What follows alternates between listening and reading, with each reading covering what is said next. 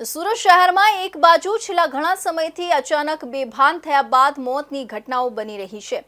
લગભગ રોજ એકાદ બે વ્યક્તિનું અચાનક બેભાન થયા બાદ મોતને ભેટવાની ઘટનાઓ યથાવત રહેવા પામી છે।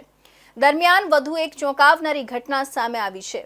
કાપોદ્રા વિસ્તારમાં આવેલી ધારુકાવાડા કોલેજમાં મંચ પર સ્પીચ આપતી વખતે ચાલુ સ્પીચે અચાનક બેભાન થયા બાદ અમદાવાદની યુવતીનું મોત નીપજ્યું હતું, જેને પગલે પરિવારમાં શોક છવાઈ ગયું છે। કાપોદ્રા પોલીસ પાસેથી મળતી માહિતી મુજબ અમદાવાદના રાયપુર ખાતે આવેલી અકાશેથની પોળ ખાતે રહેતી 24 વર્ષીય જીલબેન સુરેશભાઈ ઠક્કર અમદાવાદની ખાનગી આઈટી કંપનીમાં સોફ્ટવેર ડેવલપર તરીકે નોકરી કરતી હતી। ગઈકાલે વહેલી સવારે જીલ તેમના મિત્રો સાથે કાપોદ્રા ખાતે આવેલા ધારુકાવાડા કોલેજમાં વર્લ્ડ કેમ્પમાં આવી હતી। દરમિયાન કોલેજના ઓડિટોરિયમમાં મંચ ઉપર સ્પીચ આપતી હતી ત્યારે ચાલુ સ્પીચે અચાનક પડી ગઈ અને બેભાન થઈ ગઈ હતી।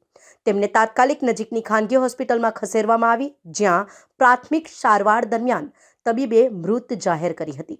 આ બનાવની તપાસ કરી રહેલા કાપોદ્રા પોલીસે જણાવ્યું હતું કે જીલબેન આઈટી કંપનીમાં કામ કરતી હતી અને આ કંપનીનું કેમ્પ ચાલી રહ્યો હતો, જેથી જીલબેન અમદાવાદથી સુરત આવી હતી। ધારુકાવાડા કોલેજમાં સેમિનારમાં સ્પીચ આપતી હતી ત્યારે ચાલુ સ્પીચે જ તે અચાનક બેભાન થઈ ગઈ હતી।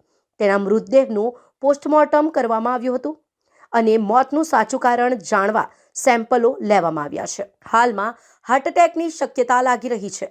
મૃતકનો એક મોટો ભાઈ છે। સુરત સહિત ગુજરાતમાં અચાનક બેભાન થયા બાદ મોતના કેસમાં પણ વધારો થઈ રહ્યો છે। સુરતમાં રોજબરોજ 1 થી 2 વ્યક્તિઓ આ રીતે બેભાન થયા બાદ મોતને ભેટી રહ્યા છે। આ તમામ કેસમાં સેમ્પલ લેવામાં આવ્યા છે અને હાર્ટ એટેકની શક્યતા દર્શાવવામાં આવી રહી છે।